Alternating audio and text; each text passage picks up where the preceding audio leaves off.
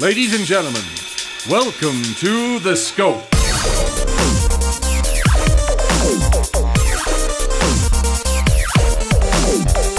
And now, here are your hosts, Jared, Adam, and Shane.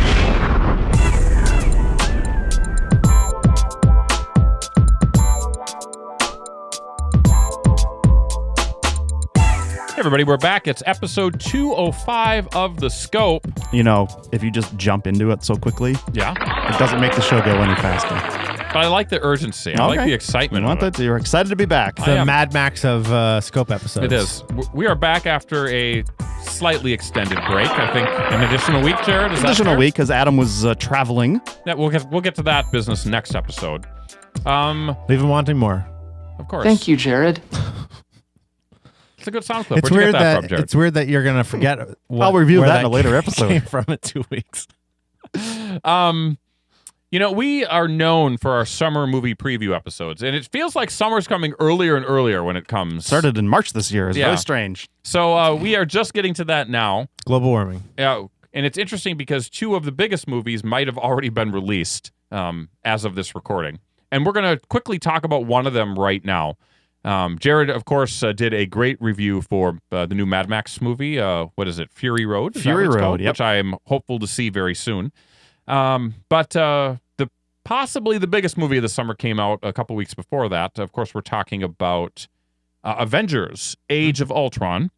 We did not get to see that film, Jared, until the Sunday after it was released. It was excruciating. 2 days. We did not get a sneak preview. Nope. And we did not see it that Friday night. So we decided to hold off on giving it a formal review just because what's the point? Everybody else has done it. At least that's what Jared said. I would have done a formal review, but Jared cut me down at the knees.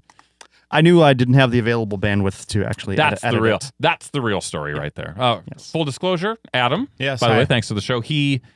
Thanks to the show. Thanks for being on the show. For birthing me. Thanks to the show for creating Adam. True. I mean, in your modern form, it really has come through the process of doing this You show. are sort of like the Ultron to the Scope's Iron Man. Right. I was in the Blacklist, and then I was in a movie about fucking people in car accidents, and I was here. And already we're getting into the saucy language. Adam has not seen the Avengers, second Avengers movie, but Jared and I have. So, Jared, let's quickly talk about the Avengers Sure. before we get into the main guts of the summer movie preview. Since this really isn't a preview, this is something that's already happened. You guys aren't going to spoil anything, I assume. No. So it's- And we're going to talk about how much of an anti-feminist monster Joss Whedon is, right? Jared, I think we will talk a little bit about the weird backlash against the Marvel movie universe in the next segment. Okay. But let's just talk about this movie, how it stands on its own and how it compares, fits into the rest of the Marvel movie universe, and just how good it is. We both walked out of that movie really liking it, correct? I enjoyed it quite a bit. I mean, I think that it had everything you could ask for a massive team up of superheroes, knowing how much of a cluster that could be because there's so much going on. I mean, there's more Avengers in it. There's just a lot more things going on. There's a lot more plot that you have to balance because how many bits of the mythology have been fleshed out, whether it be in Agents of S.H.I.E.L.D., whether it be in, other Captain America 2. I think that Joss Whedon did an excellent job balancing everything he could. And it sort of came out later that he also was fighting with the studio a little bit in terms of what they wanted in it and what he wanted in it. And there was compromise. Yeah. Compromise. He got some stuff, they got their stuff. So. And the interesting thing is there was a big scene with Thor going into a cave, getting in water, essentially, that gives him a vision that was extremely confusing to me. And I think Joss Whedon wanted more to that. I don't think he wanted that scene at all. Yeah, I mean, or the studio wanted more. Joss didn't want it at all, and he pretty much had to put that piece of film into the movie to get other things that he wanted, which just seems strange to me. Like, is that like a half-naked Chris Hemsworth? Is that like... he is wet. It's a scene that sort of starts to lay more groundwork for future events. Yeah, but it was done in such a poor way that you didn't really know what was going on. Like, I was confused. I had to read about what the intent of the scene was later on to understand, like, oh, this is what they were getting at. Yeah. It's like you're watching a David Lynch movie. Yeah, and if you have comic book knowledge, you probably can make a little more sense out of it. But it still needed more. Sure. Or they could have explained it through dialogue. I think that of the main characters of Age of Ultron, Thor probably was the least represented, and this was a chance to give him a little bit more screen time. Is this because Thor's a lady now? He's not a lady in the movies. Not a lady, Right. but they could Well. easily do that if they wanted to at sometime in the future. The problem is you have so many characters. You have to give certain amount of time to flesh out their stories. It was clear that Joss was aware that Hawkeye was not given a great story in the first Avengers. As a matter of fact, he was brainwashed. So he was barely a Hawkeye up until the last final battle scene. So he wanted to give him a more of a role in the film, and I think he did a pretty good job with it. Yeah. But other characters will get a little bit less attention. And true. Thor was the one that it happened to. But Thor has also had 2 movies with the third to come, so he has been represented. And Yeah, will it's not. We continue don't to need be to spend a represented. lot of time. It's not like we have to go and reacquaint everyone with who Thor is. So. Yeah.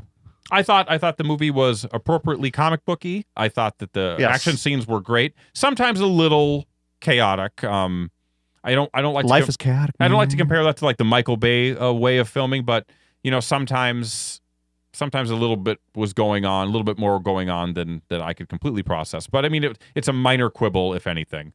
I thought the dialogue was smart. I thought it was snappy. I liked Scarlet Witch. I liked Quicksilver. I think it was a solid movie. And anyone that complains about it, to me, I feel like you're just you're a part of the rubber banding effect of internet reactionism. What complaints are you referring to? We could talk about it in the. We'll talk about it. We'll get into it. But Right. there definitely has been critical backlash against the Avengers and Marvel Universe in general. So we'll cover that in the next segment. But overall, Jared, I enjoyed it quite a bit. I'm still sort of up and back and forth on whether I liked it more or less than the first one. First one I liked an awful lot the first time too, and on subsequent viewings, it's sort of I start to see its flaws a little bit more. Not that I dislike the film, but I don't think it doesn't hold up to its initial impression for me.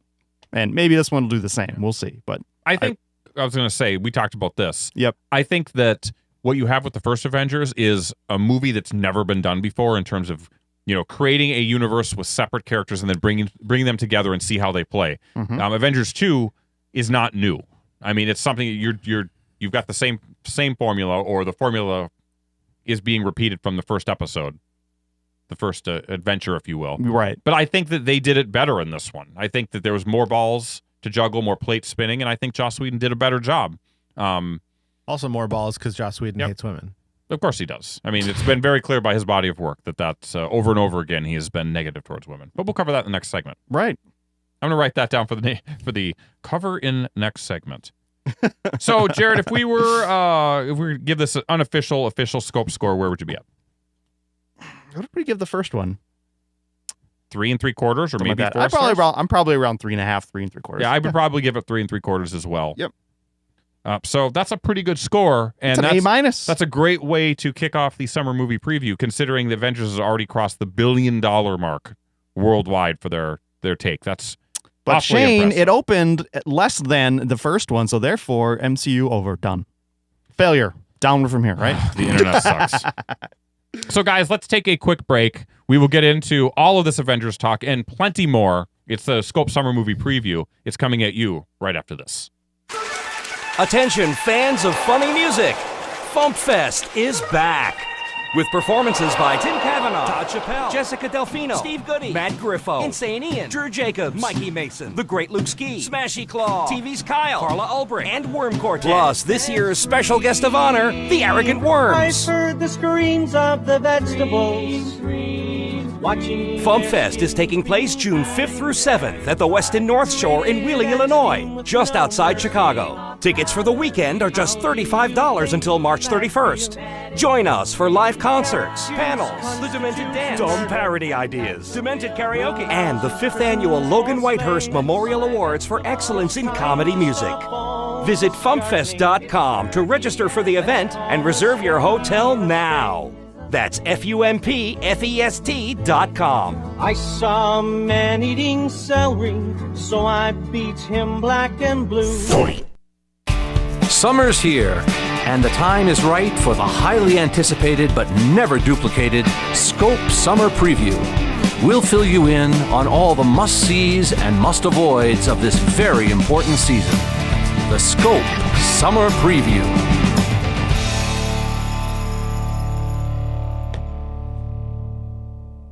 don't have to rush it, Jared. You gave me that advice. Wow. Every time I hear that sounder, it's just like I feel happy. I feel like I should be out at the beach, you know. Summer's here. Towel on the sand. Let's talk about movies that we watch inside instead. I know. Perfect. It makes sense. So we've been talking, we've been mentioning that the Avengers, Mad Max have kicked off the summer movie season.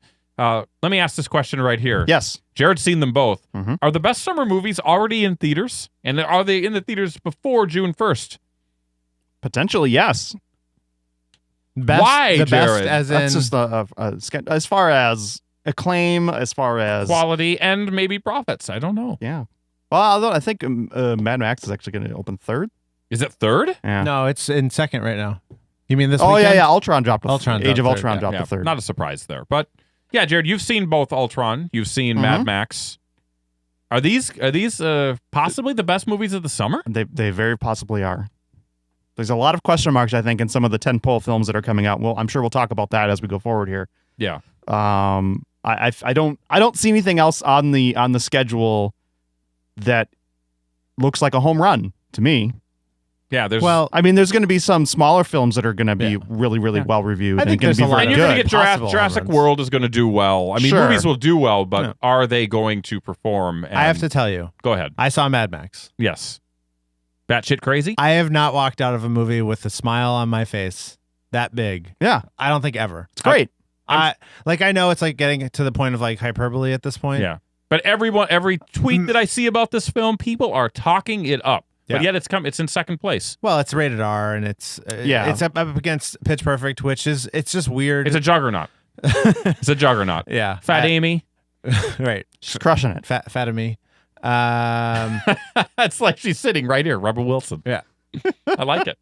So you've seen it. Jared's seen it. I have not. I hope to see it this week. I would strongly suggest Would you see it seeing again, Jared, if I invited you? Or Sure, if I have the time, I would go. Okay. I'm trying to set up a date night with my Yeah, wife. Me and- too. I'd go see it too. Thanks for the invite. Well, you live in Blaine or close to it, so no. why do I want you? Nowhere near that. That's a little geography inside humor here on the scoop. Yeah, this It's a hot film. A fantastic Hot take. movie that as I looked over at Mandy as she was watching it, Did she like it? Because my wife is not at all She excited to see this film. hated it. Oh, really? And she likes she loves Die Hard. You know, she and talking to her afterwards, she was just like, it didn't stop. I kept waiting for a minute for it to stop, and it didn't. And I was like, yeah, that's what's great about it. And she has she gets a little anxious with movies, and she just wanted time to breathe, and it didn't give it to her, and it wasn't supposed to. I said she's wrong. I think she is wrong. Yeah. Quick question: will this movie intrigue you enough to possibly buy the video game adaptation, which is also getting some good buzz? The video game adaptation is made by the same people that made Just Cause and Just Cause 2, which are two fantastic open world games. So yes, it comes out in September or something. Is it which September? Kind of weird. It seems like it's Grand Theft Auto meets Twisted Metal. Is Yes. sort of the take That's on a this. really good way of looking at it. Thank you. If, That's my pitch. If you're ever interested in Just Cause 2, and it's on Steam sales for like $2 or something. So I would, if you've never played it before, I would say pick it up. $2. Something like that. Wow. It's been out for like 5 years. Oh, okay. Question 2. Yeah. Why all the hatred for Avengers Age of Ultron? Now, I'm not talking about us, and I know there are a lot of people out there that like this film, but as we teased in the first part of the show, there seems to be a very weird critical backlash against Age of Ultron and sort of the Marvel Cinematic Universe in general. Yes. And my theory is this, and I'll let you guys expand, or detract of what I'm calling it the rubber banding of the internet, and that is just like in Mario games, Mario Party, Mario Kart. You can get way ahead of the pack, but eventually the rubber banding of the system pulls you back in, and maybe even kicks you to the back of the pack. Oh. And I feel like there's a little bit of that going on with the Marvel Universe. Like, for years, this is the greatest thing in the world. The fanboys love it. The critics love it.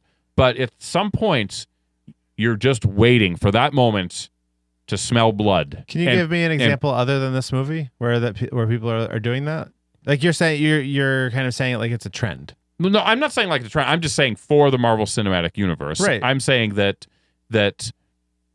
the critical opinion of this and the ability to shit on something is just as important as giving it praise, maybe when it doesn't necessarily deserve it. Sure. I mean, everyone likes to attack, the big, whoever's on top. I get that. But like, I mean, Daredevil came out a month ago and people love Daredevil.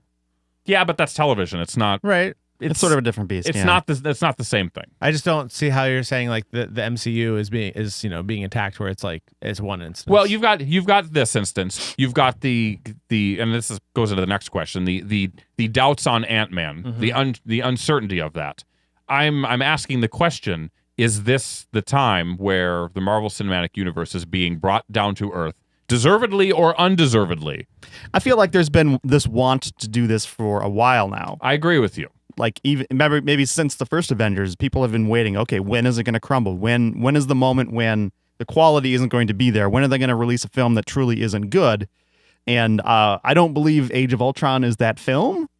And maybe that film is still yet to come. Maybe it doesn't come at all. But I feel like there's enough people out there who are kind of inventing analysis to fit the narrative that they are just been waiting to tell. If can I interrupt 1 second? No, I was done. If you want another example, I think the Pixar model or the Apple model is another example of how this sort of stuff happens. Right, I don't disagree with Pixar it. did it with Cars 2-ish, but like there was a lot of backlash on the movie Brave, which I thought Brave was a perfectly acceptable, solid representation of what a good Pixar film could be. I didn't understand the anger towards it, and maybe that sort of spun out of, Cars and this wanting or this need to see the perfect record be ruined and then really come down hard on it. And Apple's the same way. I mean, with Apple Watch, you can argue whether it's good or not, but they face that criticism with the iPhone, they faced it with the iPad, and history has proven, at least with those two things, that they were right and the critics were wrong. It's like Tom Brady, man. Or Tom Brady. Except he's a criminal. But yeah, so if you see what we're saying, Adam, now respond. Go ahead. No, I don't disagree with that. I thought it was curious. It sounded like you were talking about the MCU like it was a trend of, see, now you can see that the universe is, these films are going downhill. Yeah. Versus right now we have one movie to really point at. I mean, I don't think it is going downhill, by the way. I think it's ludicrous to even say that. No, as I said, it's a narrative that people have been searching for, and they've just decided that they're going to pounce on Age of Ultron and nitpick on certain aspects that they interpret a certain way to support the story they want to tell. When I don't think that there's anything there that they can hang their hat on. Even if Ant-Man's not great, like it's okay, it's not the most expensive movie in the world, and it's like it's kind of a niche character story anyway. I realize it'll play into Ultron and reverberations. Yeah, I get that, but it's like Guardians of the Galaxy, I don't think it was really supposed to do as well as it did. No, it last wasn't. Summer. Like, and maybe there were a lot of question marks going into that one, and that surprised and we talked people. about that last year. And I think that's check our archives. I feel like maybe some of the crap that Age of Ultron is getting was stuff that people wanted to heap on Guardians of the Galaxy, but they couldn't because the film was good enough. And here's one thing that I want to bring out, and I have seen this in critical analysis of this, is the one thing that people really, really were excited about with the Marvel Cinematic Universe was how it was all tied together, and there were strings and pieces in every single thing, and you've gained more by seeing it all, all the pieces and bringing that together. Yeah. Then all of a sudden, Age of Ultron comes out, and people are like, "There's too much going on. This is a film that doesn't stand on its own because there's all this mythology that we have to wade through. This is what you wanted. This is exactly what people wanted, and now that you've gotten it, you're going to sit and crybaby about it. You can't have it both ways, Adam." Sure. I agree. But the irony is that they try to make this film as accessible as they possibly can, but yet people still complain about, oh, well, I have to watch Iron Man 3 or Tony Stark's acting differently from when he was in Iron Man 3. Yes. It's like, okay, I can get some of that, but the reality is that these things are built as a machine and cogs in a machine. You need to see what those cogs are and go along for the ride, We're far enough. I mean, this closes phase 2.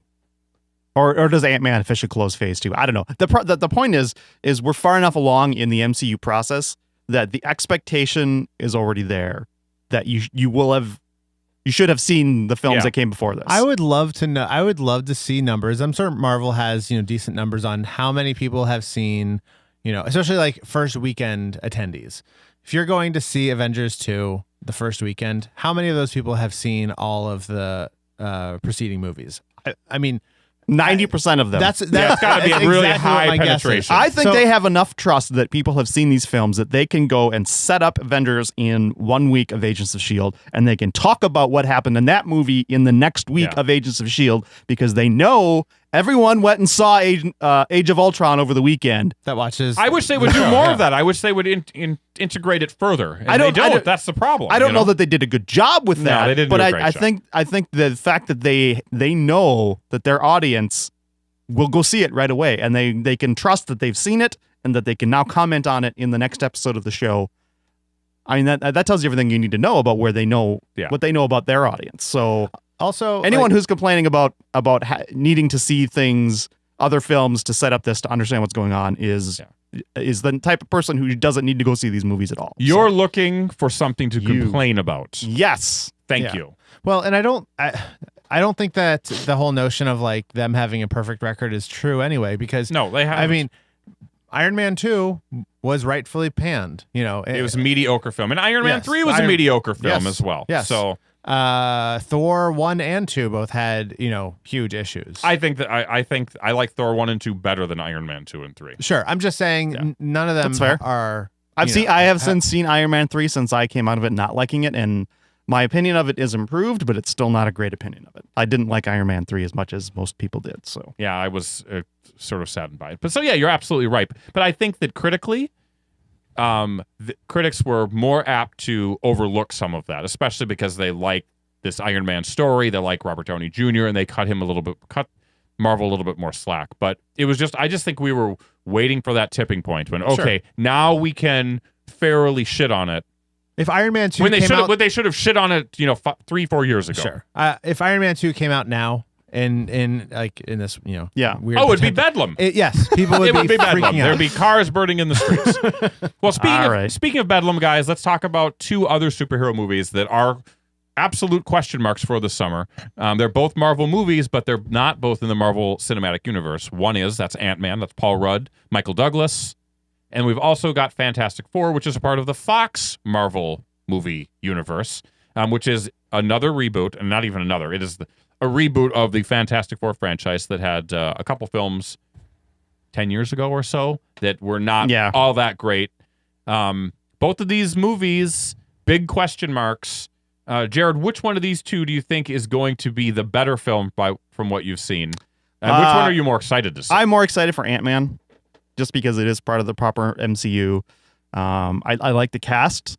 I don't have any idea what the story is going to be or how it's going to tie into all of the events, but I'm hopeful that it's going to end up being fun. My expectations are fairly low on this, though, so I'm not going in thinking it's going to completely blow my mind, and I'm hoping I get surprised. Yeah, I sort of feel like this is a Thor-ish, with Thor, what are they going to do with this?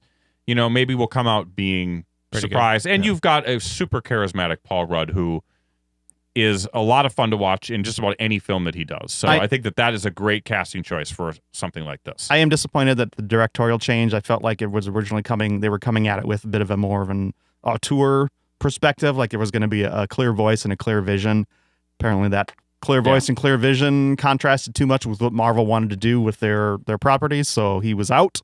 Talking about Edgar Wright. Mm-hmm. A new guy is in, so who knows, but Adam, I mean, it could be fun. What's your take? What's your take on Fantastic Four, Adam? Well, the only 2 things I have, as far as seeing or learning about Fantastic Four was a thing you sent me like 3 or 4 months ago, where someone had claimed to have somehow gotten access to some of the backstory elements of the Fantastic Four, and it was beyond ridiculous.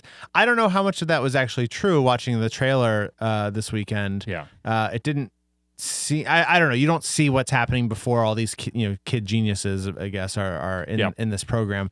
So I was kind of surprised. I thought the trailer made it look better than what I was anticipating. I don't think Fantastic Four is I've never found them to be an enjoyable team to get behind or anything anyway. Yeah. So I don't have any strong feelings for it. You're ambivalent. Yes, the best superhero family movie already came out, and it was Furious 7. So I don't know. Or some might argue The Incredibles, which was a fantastic sorry, Four. I meant this year. Gotcha. But yes, you're right. Like The Incredibles is just the Fantastic Four. It put to a much better story. My biggest, I'm way more excited for Ant-Man. I love Paul Rudd. My biggest issue is I really don't like when the main villain is basically, the evil version of the guy that your hero. Like they did it with Iron Man 1. Yep. And arguably with every Iron Man, they've done this. Yeah. He's got to fight a metal machine of some sort. Agree with so you. I just don't, I don't know. That part I always have a hard time with. But like if the movie's point is to introduce the character, maybe that makes it okay. I don't know. I feel like these are the exact same things we were saying right before Guardians of the Galaxy. Sure. And that movie's tone was fun and light. They knew it. They knew what it was. Yes. And they executed perfectly. The trailers for that, I was like, this looks fun. Yeah. It may not be good, but whatever. The trailers for Ant-Man, they don't really do anything for me. Yeah, there's no great tone. No. You have some of the fun stuff with like the train, which, okay, if there's a lot of that in that movie, a lot of cleverness where you're dealing with size, okay, I think you might be onto something. But Rick Moranis jokes, maybe. Yeah, they're gonna have to show us more. Yeah. I'm with you guys with Fantastic Four. This is a head scratcher to me. Obviously, I'm biased because I would much rather the Marvel Universe be all in one cinematic universe and let everything play together. So there's a part of me that feels like Fox is trying to change Fantastic Four just because they feel like they have to get away from the legacy of the storyline before it and show us something completely different. And you've got this guy who's directing it. What's his name? Josh Trank, who is getting a lot of bad buzz in Hollywood, deserved or not, I don't know. This was my thought on it. The trailer, the second trailer specifically, didn't make me hate it. It made me sort of go, oh, okay, this could be interesting. And then we started hearing about Josh Trank. I mean, how he gets fired from his Star Wars gig. Yeah, it's like, but you were hearing bad things about the production of Fantastic Four before that even. So here's a guy that have one hit under his belt, which I have not seen, but you've seen. He did that found footage movie, Chronicle, which is supposed to be a great film. Yeah. Mm-hmm. So now you've got this guy coming in trying to reimagine what Fantastic Four is going to be. He's a problematic guy. You're hearing weird things about the main villain, Dr. Doom, being sort of this hacker character that strays both away from what the real character was in the Marvel comic book series and then the Ultimate Universe Marvel version. Mm-hmm. So there's a lot of liberties being taken with the story.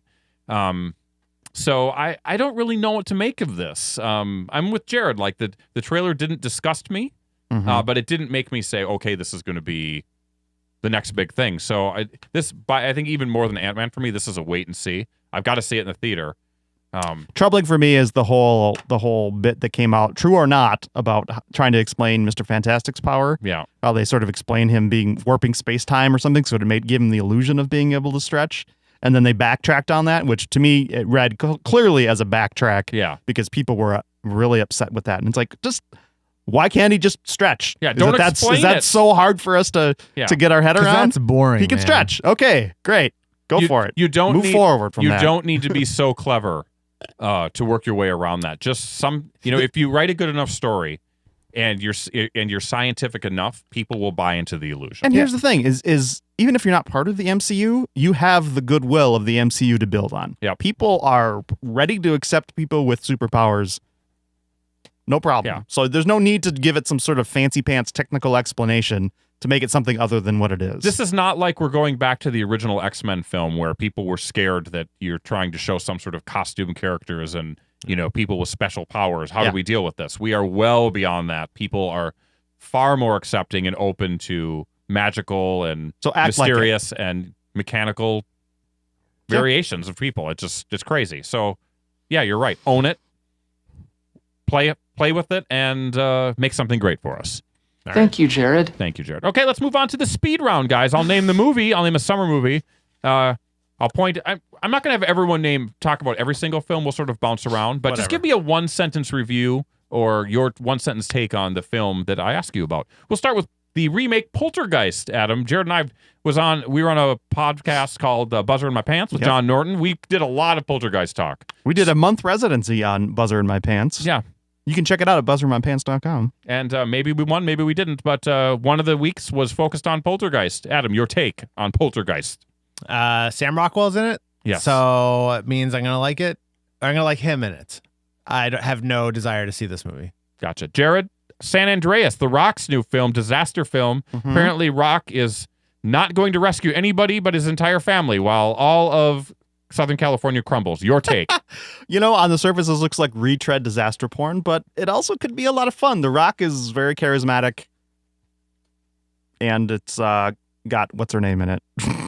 The chick from True Detective. I'm going to say Alexandra Daddario. Very nice. She's very pretty. She's easy on the eyes. I'm going to take Spy. This is the Melissa McCarthy. We got one thing to say about San Andreas. Go ahead. It's a GTA movie. Grand Theft Auto? happened. Yes. What does Think that about mean? it. Well, not based on GTA San Andreas is, San Andreas is where GTA 3 True. San Andreas was based.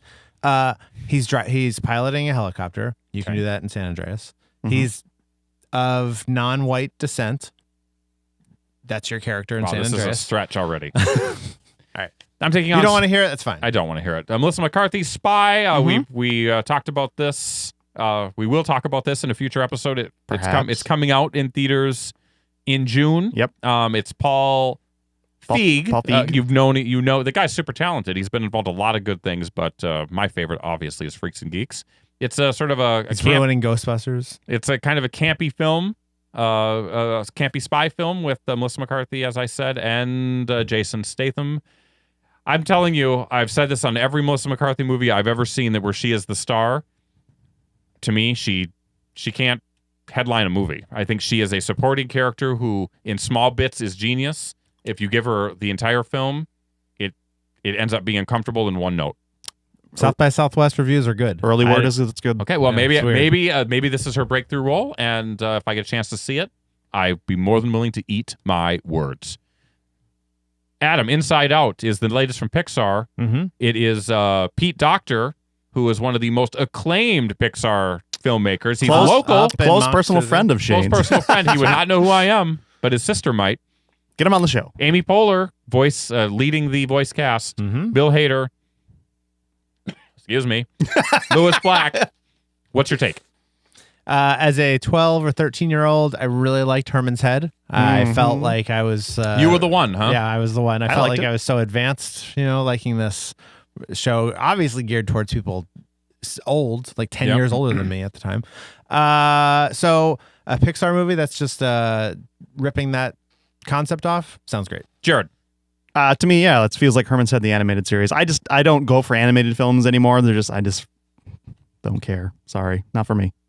I think there's a great formula in this film that could be very, very good, but I have to be honest with you, I'm not super excited about it, but I definitely will see it in the theater. Ted 2. It's a sequel to a movie called Ted. There's a talking teddy bear. It's Seth MacFarlane. Last Jared and movie I that were a bit middle of the road on this film when we saw this. Jared, You saw have you Ted seen too? it? Ted 1. No, we saw it together. Did- all three of us? You saw Thanks this? for remembering that. I don't remember. It was years ago. How are we supposed to remember? I don't know. Was that a sneak preview or did No, we pay to just see saw that? it Saturday morning for Wow. some reason. So, Jared, Yeah. do you feel like this is going to be anything different? I just feel like there isn't enough there for a sequel. I think the first one ran out of steam. I'm not sure how you make a second one, but it's probably going to be more of the same. Adam? Yes, I remember we came out of the movie and we were kind of like, "This is okay, I guess," Yeah. and like it made a lot of money. And then I immediately forgot every joke in that movie, and now they're making another one. I have a hunch that this film will not do even close to what the first one did. That's just my gut. Speaking of video games or animated stuff, Pixels. It's the Adam Sandler video games come to life. He creates a team of ragtag misfits to take on giant Pac-Man and Galaga and Space Invaders characters. Jared, your take on Pixels. So far, everything I've seen except for Adam Sandler looks like a lot of fun. So I'm actually looking forward to this one. Adam? Yes, I agree. Wreck-It Ralph maybe did this better already last year or 2 years ago, whenever it was. So it's like, I don't know if it's really necessary. Yeah, I'm mildly curious on this, but the train wreck factor for this, Well, that's a different movie. yeah, and we'll talk about it in a second, is possible. So we'll have to see. Speaking of a movie with another high train wreck factor, let's talk about, it's not a remake, it is another in the series of vacation films. This one stars Ed Helms, Christina Applegate, Chris Hemsworth, with cameos by Chevy Chase. And Chris Hemsworth penis. And maybe some other former vacation stars might pop up in this film as well. Jared, we saw the Red Band trailer. We did. Mjolnir was in attendance. And what did you say? Do you want to hammer this one down or not? You know what? I never saw the first Vacation. Wow. I've seen the sequels, but That's I never an saw R the movie, original. baby. I never saw the original, and I'm really not mustering a lot of enthusiasm for the remake. I don't know. The trailer just kind of hit me flat. What struck me about this film was the nostalgia factor. I watched Vacation all the time on HBO when I was a kid. I watched European Vacation. I watched Christmas Vacation. We watch that every year. So I am mildly interested in this. I think this may be a sneak preview type film. If we don't get free passes, my guess is we probably won't see this. Adam, Is this movie rated R? it's an R movie. Yes. What's the last R summer comedy that really Ted? Maybe it did really really well. Sure. Like it's like Something About Mary, in the late 90s. Ted? and stuff. Bridesmaids was our summer, film, I believe. I don't think it's going to be this one. I like Christmas Vacation Sure. the most because I have. But that bad one had taste. heart. That one was not at all. That Right, was like not the at other all ones, like right. Wasn't mean. a raunchy thing. Yeah. So- No, not at all. Okay, so let's go on to the next film, The Man from U.N.C.L.E. This is a film adaptation of the popular 60s television show that I know nothing about. Yeah, Guy And Ritchie. And I feel the same about this. It leaves me without words. For me, Not interested, it feels like another piece of 1960s retread for the trash heap. Adam? Avengers didn't do anything. We've tried to mine The other this. Avengers. We've tried to, the original, the Ralph Fiennes one. Yeah. We've tried to mine that for ages and come away with nothing but Mission Impossible. That's the only one that's had any real success. Mhm. Yeah, I completely agree. This is a baffling release, and I was trying to look up how much it cost, but I couldn't find it on Box Office Mojo. But I don't get it. Finally, Trainwreck. Yeah, It's a movie we're talking about. I forgot what this movie is about, Adam. Who it is doesn't in matter. Amy Schumer, Nikki Glazer, Yes. Dave Attell, Judd Apatow. Judd Apatow, Bill Hader's in it. co-wrote it. Yeah, Bill Hader. Great cast. Judd Apatow and Amy Schumer co-wrote it together. This is the rated R movie that's going to do well this summer. I mean, I hope so. Jared, I love the writer. I love the director. I love the cast. I think this is going to be a great film. see it, hit it, as we would say in the scope business. Yes. Hit it. All right. So we Just a brief sidebar. Did you guys realize that Kristen Wiig has 3 separate films out this summer? and I love her, and I barely know anything about them. Yeah. She got 3 of them. Well, I hope to see at least one of them. Biggest movie of the summer, guys. What is it going to be? You mean box office in the U.S. Biggest box box office or world? U.S. All right. Obviously, it's Avengers. It's right? in With a theaters bullet, already. With a Yeah, bullet. easily. Okay, so let's go on to the next one. Biggest question mark film, either critically or financially. Yeah. What would you pick? And I'll start it off. I've actually got 2, and it's a struggle. Obviously, one, and this might be on your list, Terminator Genesis. Mm-hmm. I mean, what is this film going to do? It's Arnold Schwarzenegger coming It's back. not going to be good. Let's just. Terminator Genesis, the first trailer I saw, I'm like, oh, that could be something. I kind of like the twist on the original movie they're doing, and then they released a second trailer, and it's like John Connor's the bad guy. What the fuck Yeah. are you doing? This seems really strange to me, and so I'm really, this is a huge question mark for me. We've got Khaleesi in it, which is something, but it's Khaleesi. What do you want? My other question mark is Mission Impossible Rogue Nation. It's the Tom Cruise Mission Impossible series. The question mark is Tom Cruise. People do not respond to him in theaters. So did you see 4? I didn't. It's really good. I'm sure it is. good. I'm sure it is. And Those I'm- protocols good. But I have this as one of mine also Yeah. because I like that one so much.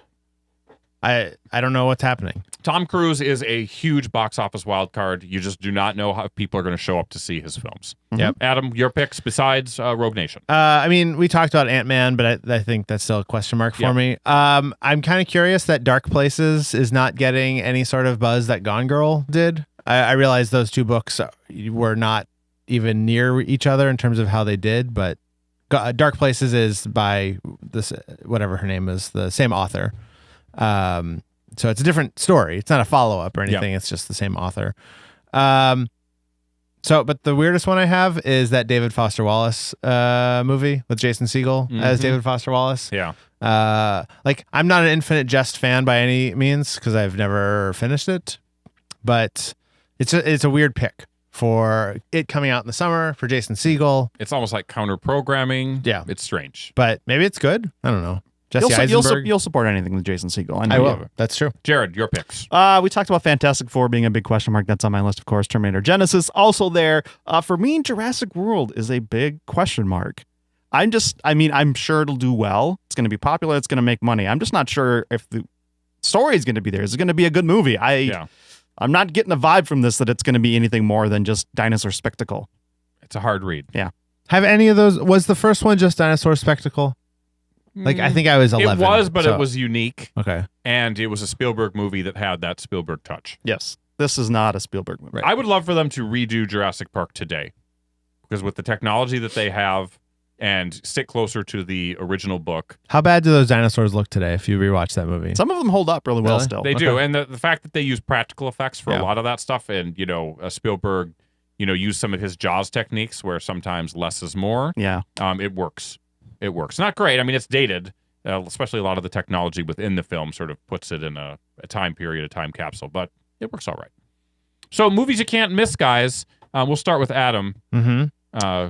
Stuff we've mentioned, stuff we haven't mentioned. What's on your list? This is gonna sound like a joke, but honestly, the first pick, and I've been saying this for a few months now, is Straight Outta Compton. Yes, it's on my list too. Yeah, I'm really excited for that movie. Yep. I mean, it might be terrible, but NWA biopic. If you're not Yes.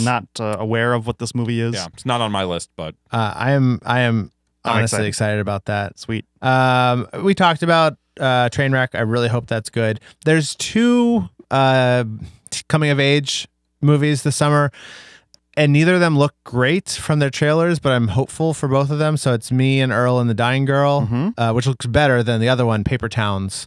Paper Towns, I know that no one likes to use Manic Pixie Dream Girl anymore as a term because it's maybe offensive, arguably. I saw the trailer for that. That is the most Manic Pixie Dream Girl type thing I've ever seen before. It's this perfect girl and this buffoonish boy, and she changes him because she's fully formed and already a thing. It's him. He's the only one that needs to go through a journey. I think the saving grace on that one will be the nuanced writing of John Green. Yeah, I mean, that's why I really like. He did. I mean, The Fault in Our Stars could have been really saccharine and strange too, but the writing was and the characters are good. So we'll see.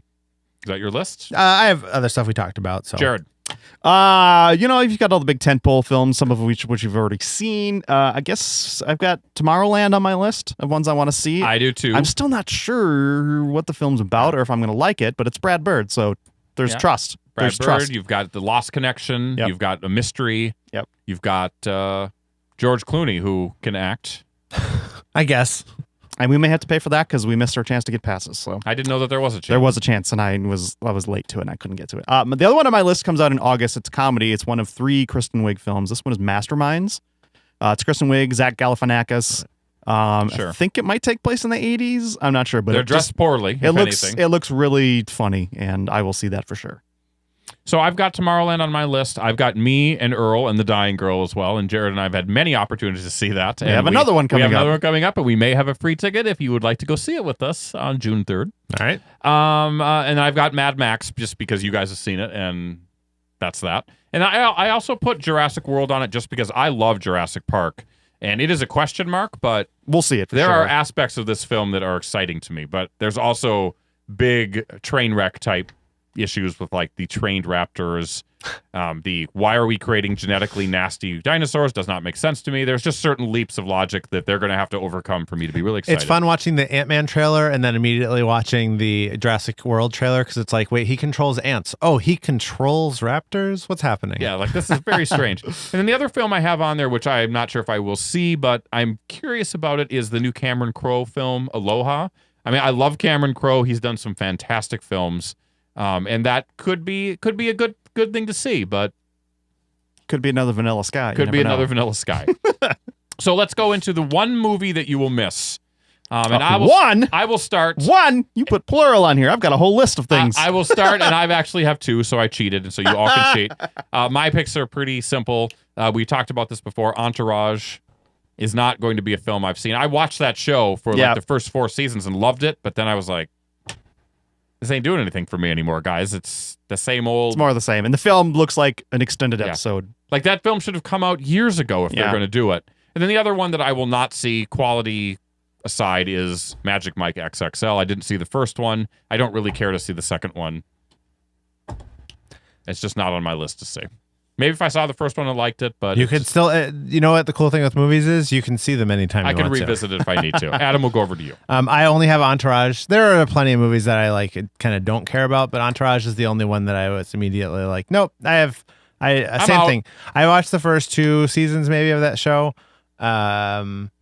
Maybe if I was gonna say maybe if it was just a Wahlberg's movie, you know what Entourage is based on, then I'd be interested. But as I was thinking it, no, that's not true. He's not in it. I will say, Magic Mike is a really good movie. I'm sure it could very well be. I'm hopeful that Magic Mike XXL is as well. Don't you have to have Matthew McConaughey in that film?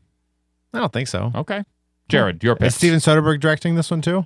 I don't think so. Oh, It's an Entourage three-peat. Oh. Also on my list. Magic Mike XXL is on my list only because I have no intention of seeing it in the theaters. Yeah. I did see the first one. I enjoyed it, and I will probably see the sequel at some point on cable later in my life.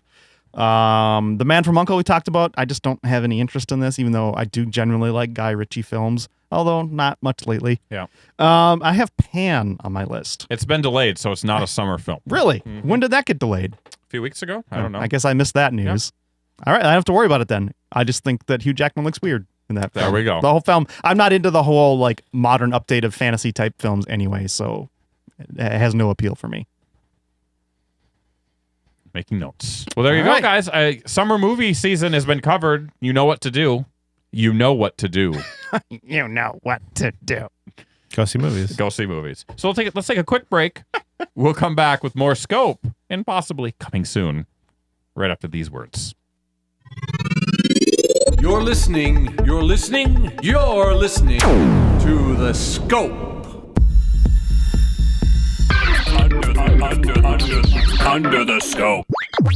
As promised, we are back, and it's time for Coming Soon. Adam, Yeah, hi. take it away. All right, coming soon. We've got a lot of musical releases this week. Really? Hot Chip. Hot Chip. I'm hot and cold on those guys. It's fair. Thank you. The Olga Konkava Trio. Now you're making shit up. Nope. I like them when they wear a quartet. Do they have a Red Band trailer? Brandon Flowers. Have you listened to that album's getting great reviews. that one single? I can't stand. It sounds like a very bad Yeah. I was 80s song. I love 80s sounding music, but that song did not do anything for me. Conchita Wurst. I don't know. Is that a new sausage? Sounds like I love a good Conchita Wurst. Mariah Carey. Put a little spicy brown mustard on it. Oh, yeah. Tasty. Poorly ground, so you get the little mustard seeds. Goes good on a Cuban sandwich, too. The Cuban. Cuban. Okay, Mariah Carey, White Snake, Faith No More. Is the name of her album White Snake, or is this White Snake? Oh with no, more I'm music? going. Yeah, that's just a quick list of You're just powering artists. through You're new powering releases. through the Yes. 80s. Well, so you guys can talk about mustard more or whatever. Well, we have a separate mustard cast. Faith No More, Jamie Foxx, Sister What? Sparrow and the Dirty Birds. Jamie Foxx musical album? Jamie Foxx does he does music a lot now. of music, Jared. Yeah.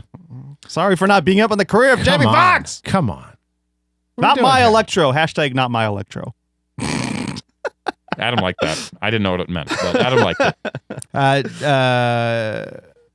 Jared is a music rights activist now. It's like a spinoff of the men's rights activist. Gotcha.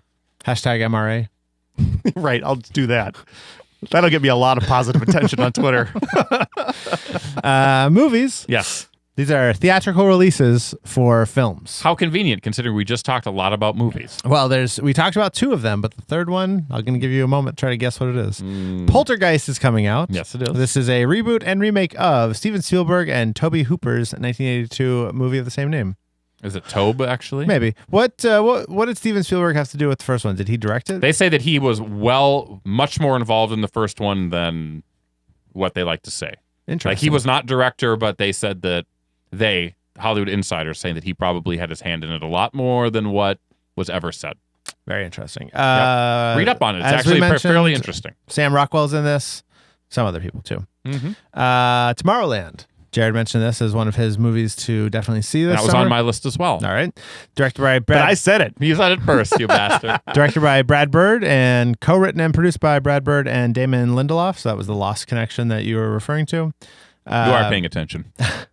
Screenplay was heavily influenced by Walt Disney's optimistic philosophy of innovation and utopia. No non-whites, I think, was his main thing.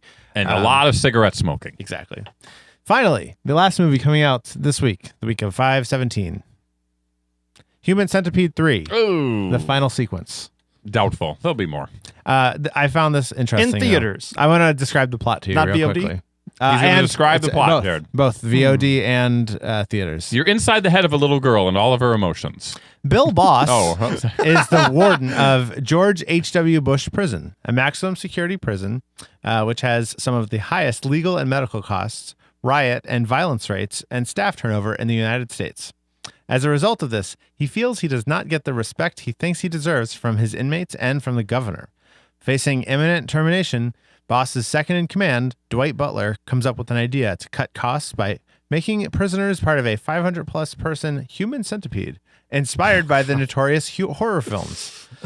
Tom Six, the director of the series, gotten real meta. is flown in to grant permission to the prison authorities to use the concept and oversee the end result. They did this like with Nightmare on Elm Street, where Wes Craven actually appears in it. Yeah, no, they had the real people playing themselves, and then all of a sudden Freddy came to life in reality. Oh. So very similar. It's been done. Excellent. This one's just for the fans of the series, Yeah. I think. I mean, I was like, you know what? I wouldn't see one, but now they're doing 500 people ass to mouth. Why not? Why not? At one point, is it a human millipede? Let's find Sure. out for sure. Maybe that would be Where's the cutoff point? Where's our research staff figuring this stuff out? We need an intern. All right, home video. We've got American Sniper, Hot Tub Time Machine 2, Strange Magic, Poltergeist 2 and 3 Blu-ray releases, and Human Centipede 3 final sequence coming out on home video same day as theatrical release. Well, good for them. Great. Finally, video games. What was that? Big sigh. Gotta. Nope, I was work right into it. taking it in. Hyperdimension Neptuna U Action Unleashed for the PS Vita. You need a deep breath for that title. Yeah. Life is Strange, Episode 3, Chaos Theory. I don't know what's going on anymore. Ride, Carmageddon, Reincarnation is coming out. That was the Kickstarter to bring back Carmageddon. Do you remember Carmageddon? NASCAR 15 and Puzzles and Dragons Z plus Super Mario Brothers Edition. This is Puzzles and Dragons for the 3DS. If you've never seen it, Puzzles and Dragons is one of the most popular free-to-play games on the iOS store. It was gigantic in Asia. And you have to pay to get upgrades and stuff like that? I don't know. It's like a match 3 game with dragons. And so it's like a Pokemon plus match 3. Interesting. I am popping my keys like crazy. I What's love that you happening? are informing me with all this stuff, though. It's good. Jared, that's not it, though. There's one. You want it fast? I'll give it to you. Indeed, it's hit it or miss it. And I think this week, Adam gets to pick his hit or miss. Adam, please proceed. I'm a ball of positivity, so I selected a hit this week. Could have gone with a miss on that Human Centipede 3 if I wanted to. That's an easy one. That's the no-brainer. It's too easy. So Dig I in went with deeper. a video game. Thanks, Jared. There's a new game coming out, and it may scratch that Skyrim itch that I know you've been having for a couple I do of have a years now. huge itch. Isn't there a cream for that? No, not anymore. It's Is this pulled The from the market. Witcher? This is The Witcher 3, Wild Hunt.